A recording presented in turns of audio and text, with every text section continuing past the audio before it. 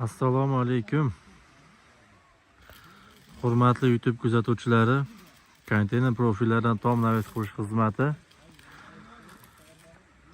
Hozirgi ishimiz Qashqadaryo viloyati Chiroqchi tumanida bo'lyapti.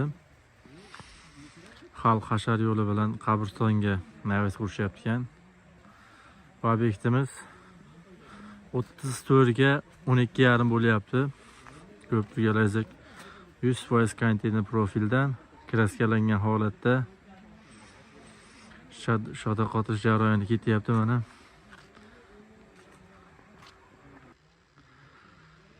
Chunki qot tayyor bo'lyapti, xudo xohlasa bu obyektimizni siliflari kransheyni o'zi bilan bo'lgan. Oldiga tunikafon qilinadi. Suv oldiga tushishi ko'rinmasligi uchun firma ramzorasi 1,5 dan qo'yilgan.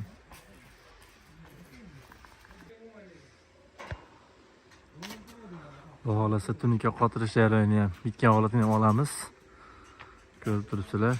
Tepadan ko'rinishini ham olamiz hozir. Yuqoridan ko'rinishi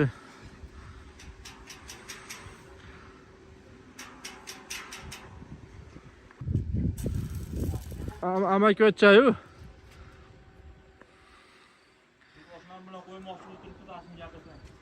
Bo'lmaydi. Ha, mana ko'prikga layzik qizil rangga bo'yalgan tayyor. Profil reykalarimiz 9 temirdan, baquvvat temir ishlangan. Fermalarimiz 8 dan bo'lgan. Ha, usta aka.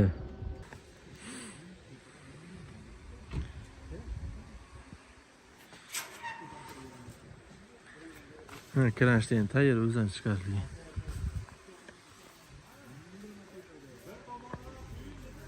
Kimga shunaqa xizmatlar kerak bo'lsa, aloqaga chiqaverasizlar, nomerlar qoldiramiz. Nasib bo'lsa, ertaga tunika qotilgan holatida ham olamiz. Rahmat hammaga, sog' bo'linglar, salomat bo'linglar.